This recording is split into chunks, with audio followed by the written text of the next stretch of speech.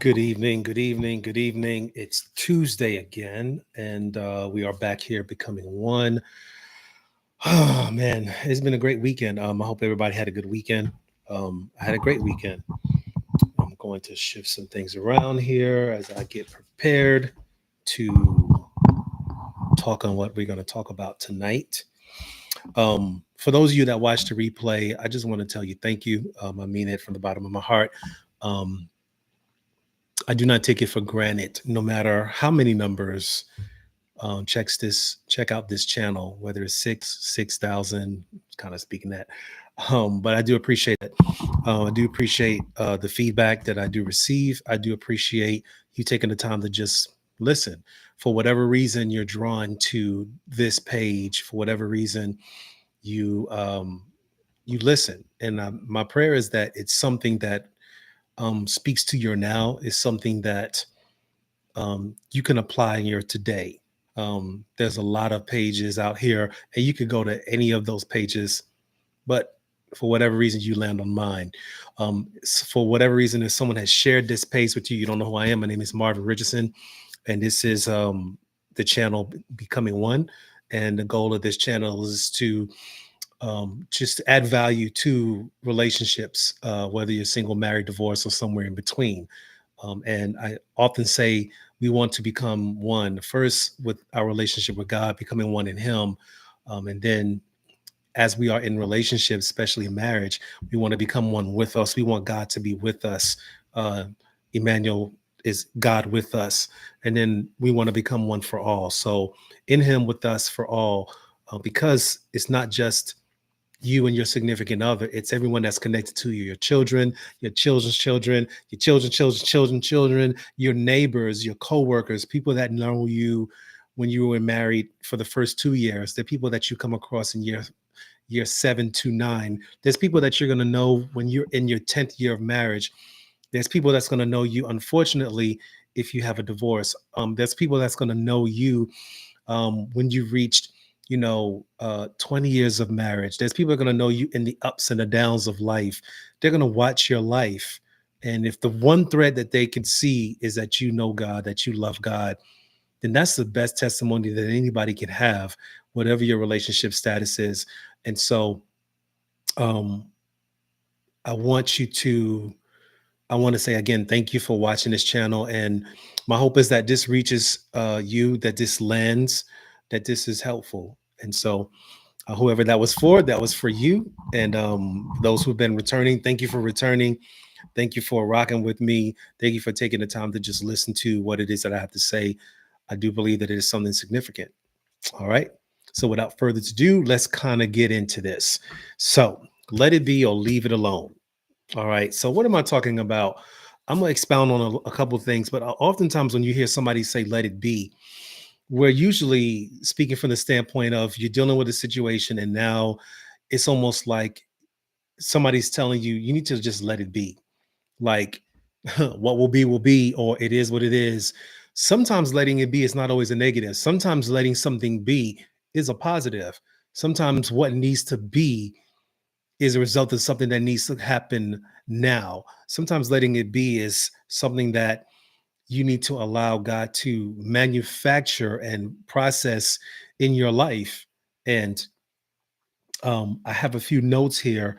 Um, to let it be is to allow what is to be, and so there's a book that I read some years ago. It's called Loving What Is. And she asks a few questions. And in that, basically, she wanted us to recognize what is actually happening in our now. I had a friend that I knew from Clarksville, Tennessee. He's a military guy. He says, "Be where your feet is." And so, if you're going to let something be, allow what is to be, whatever is going on right now in your life. Allow that to be. Allow it to grow to full maturity, so that whether it needs to be something that will expand you or something that needs to be removed, just let it be. There's a crop that's growing as a result of choices that you've made, choices that you have not made. You may be experiencing something that you didn't intend for this to happen. I'm going to ask that you allow it to be, because if you as the saying is, if it ain't broke, don't fix it. And sometimes what seems broken is really just in process to become something better and more. It may look like it's broken, but it's actually just missing some components. It's actually just missing the super to the natural. It's actually just missing whatever that missing link is. It's actually just missing your level of surrender. I'll get to that in a little bit. So allow what is to be. The next thing is let it be, or let it become. Not just let it be, but let it become. So whatever is brewing, whatever is going on, let it become what that thing is supposed to become. Your children, you're going to start to notice things about their personality, about their characteristics. You want those things to become, obviously. If they're going in a direction that you don't feel is favorable to them, then as a parent you have to guide them and lead them the best way that you can. But your children are becoming, this name of this page is called Becoming One. So I have to allow myself to become, you have to allow yourself to become, and whatever's connected to you, allow it to become.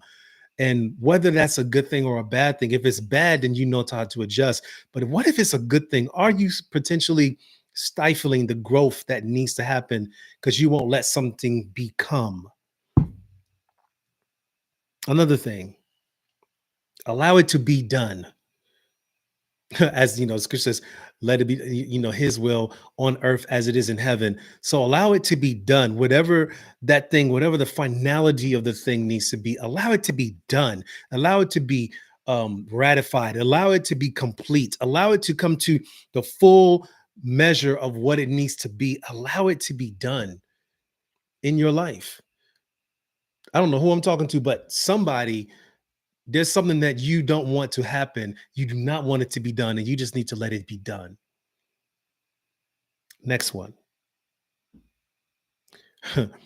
Let it be.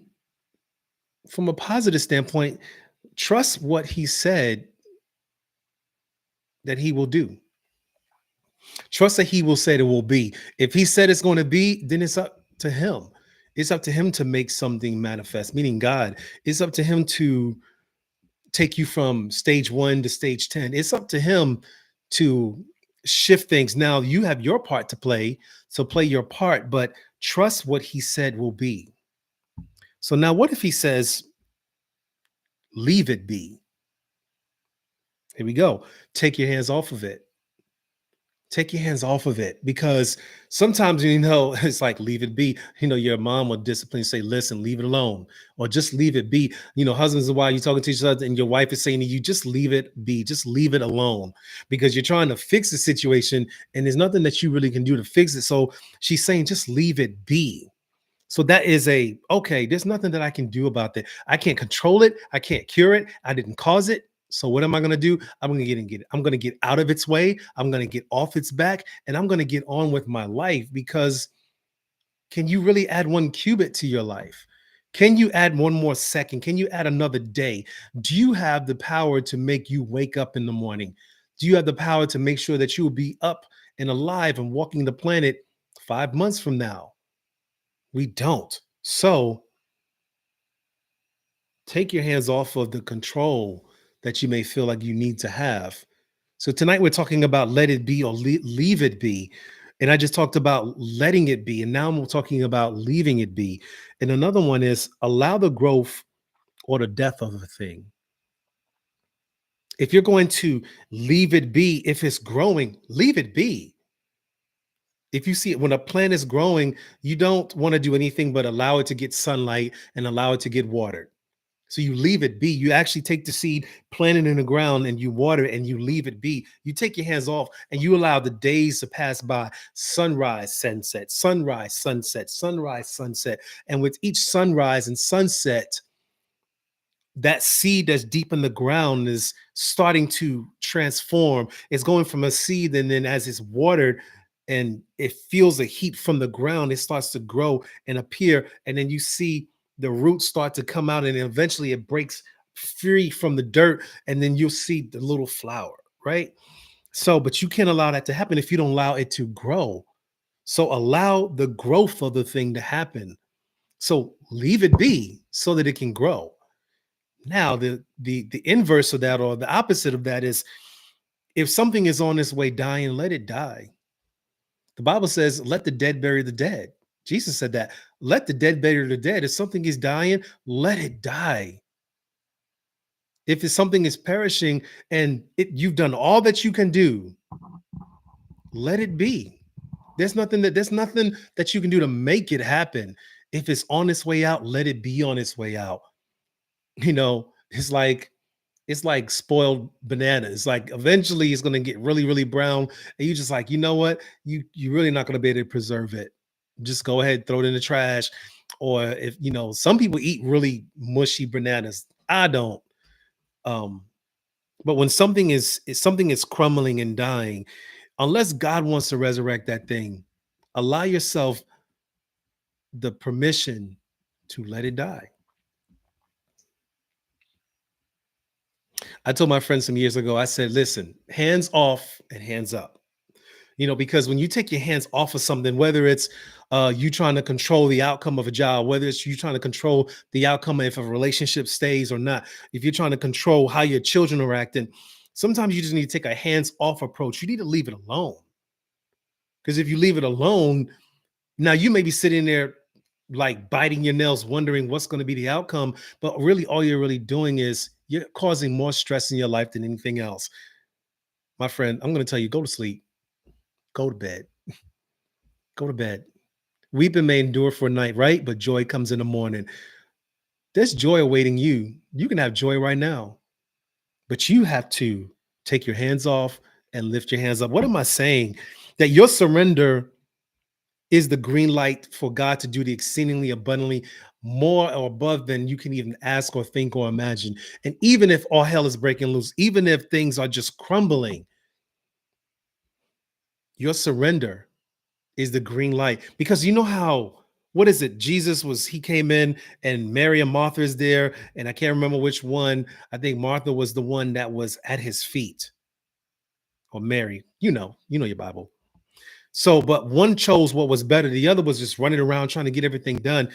And the one that chose to sit at his feet was the one that made the better decision.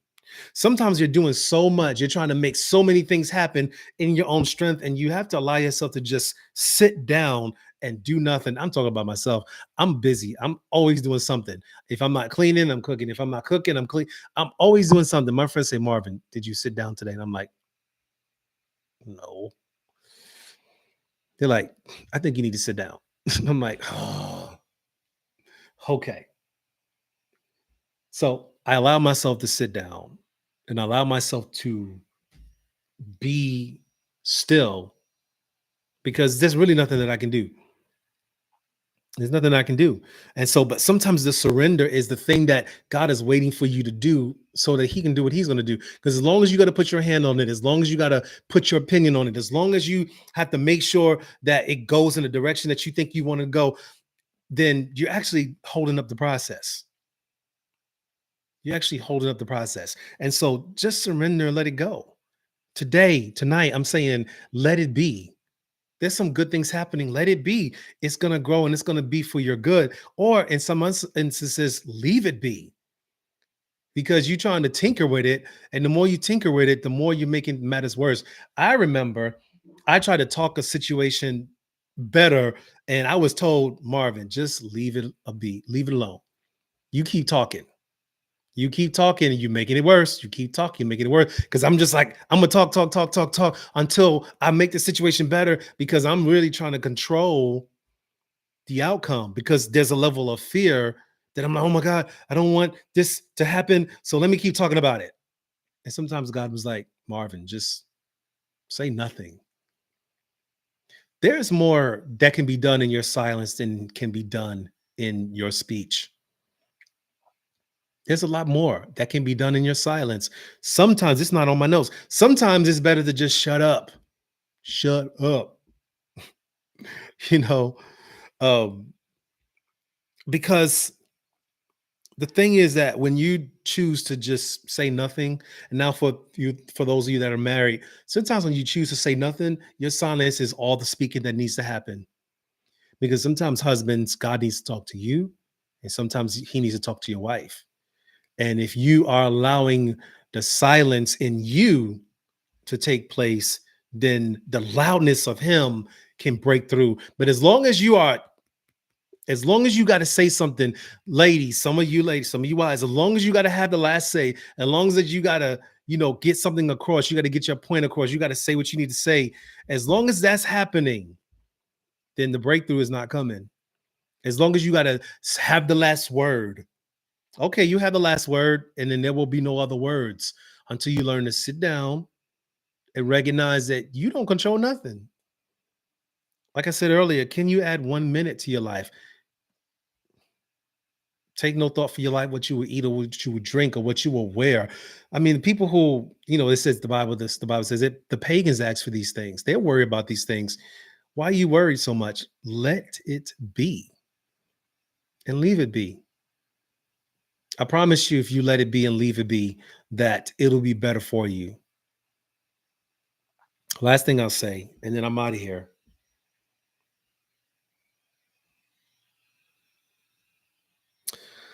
The only thing that you can control is your response. Your response to everything. By faith, was it faith is the substance of things hoped for and the evidence of things not seen, right? Sometimes your faith in action is to just do the very next thing. Doing the very next thing that you should do is all that you need to do. If you're thinking 7 moves to 10 moves ahead, okay, for you strategists, that's good. But sometimes you're only going to get 1 or 2 steps next. Sometimes you need to allow God to give you the very next step, line upon line, precept upon precept. You don't want to take 5 moves and think that you got it. Why don't you master the 2? John Maxwell says, if you do 80% of what you do well, if you do 20% of what you do best, you'll get an 80% return. But if you're trying to do all things or be all things to all people, you want to be a jack of all trades, but you haven't even mastered the one. Master the one thing, master the thing that is most needed now. What's her name? I can't think of it right now, but she did a book. She said, what is right now? Think about what is right now, because what is right now is going to be best for what your tomorrow is. You do what's right now. You can let that be and let it grow and mature to what it needs to grow and mature into, and you get to reap the benefit and the profit from it.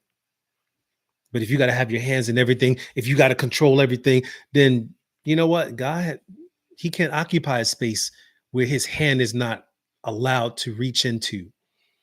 God is a perfect gentleman. He will never force his will or his way upon you. He'll say, okay, cool. You got it. Oh, bro, you got it. You're the author and the finisher of all of this. All right, cool. So when you're ready, I'll be here. Daughter, when you're ready to have a conversation, when you finish doing it your way and you're ready to do it my way, then great, I'll come. But until you learn to surrender, your surrender is the green light to me doing exceedingly abundantly above all that you can ask, think, or imagine. But I'm waiting for your surrender. Okay, so I'm not talking so much about relationships tonight. This is just more so for all of us. If you let it be, if you leave it be, you don't know what's on the other side of that. You don't know what's on the other side of your obedience. You don't know what's on the other side of you saying, you know what? Okay, you got it. You got it. Cool. I don't need to control everything. I don't need to know everything. I don't need to know what the next step is. Husbands, I get it. You need to know what's God, where you leading me? And say, just keep standing before me. Just keep coming before me. And while you're on the way, I'll give you the blueprint of what needs to be next. While you're focused on what you need to focus on, doing the very next thing, doing what's right now, then you'll get what's going to happen sometime from now. And if you're dealing with an impatient spouse, whether it's a husband or wife, then let patience have his perfect work. And sometimes a person has to come to the end of themselves where they feel like they need to know everything right now. And you say, you know what? I understand what you're needing and what you're desiring, and I don't have the answer that you're looking for. I can't give you the answer, and you got to be okay with that. You got to be okay with that icky feeling in that icky moment, because in that icky moment, then one of you may finally say, okay, God, what's going on? I'm not liking the way this feels. This feels extremely uncomfortable. I just don't like this. I want to control this. He says, great.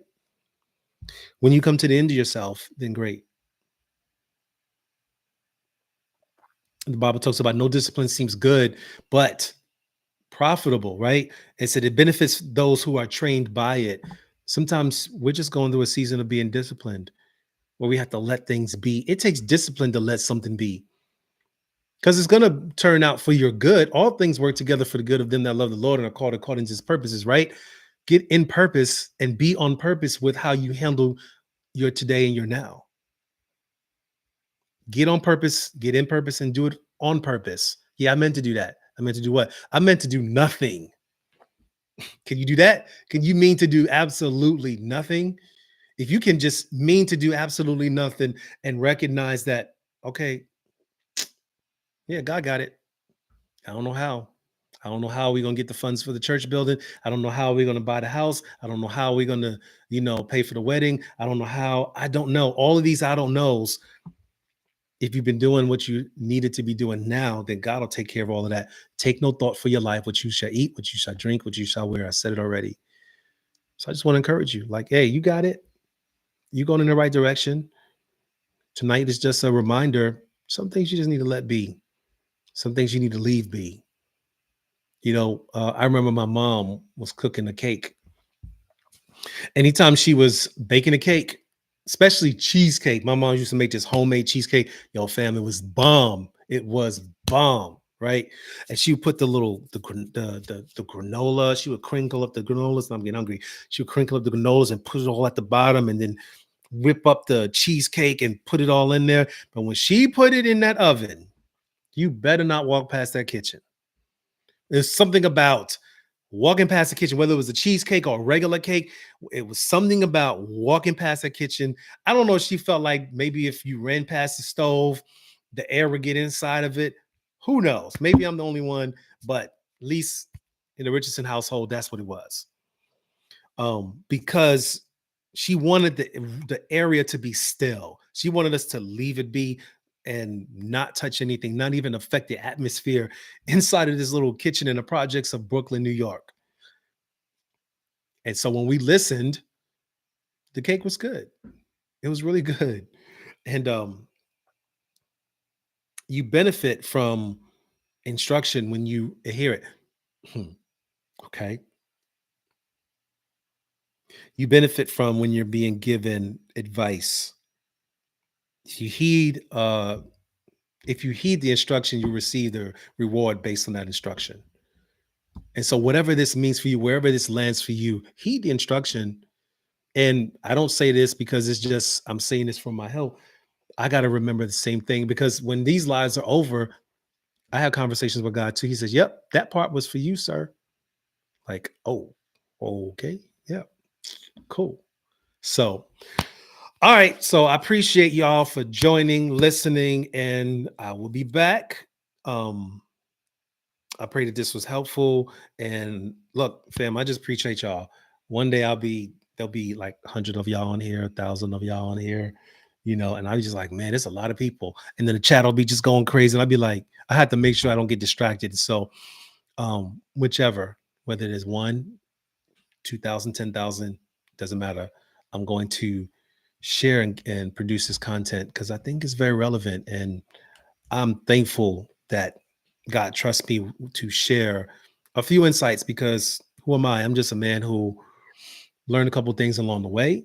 And as a result of learning some things along the way, I want to pass these things on. Um, yeah, you know, I want to be like, this is my story. I'm sticking to it. And I'll share a little bit more about my story as we get on by and by.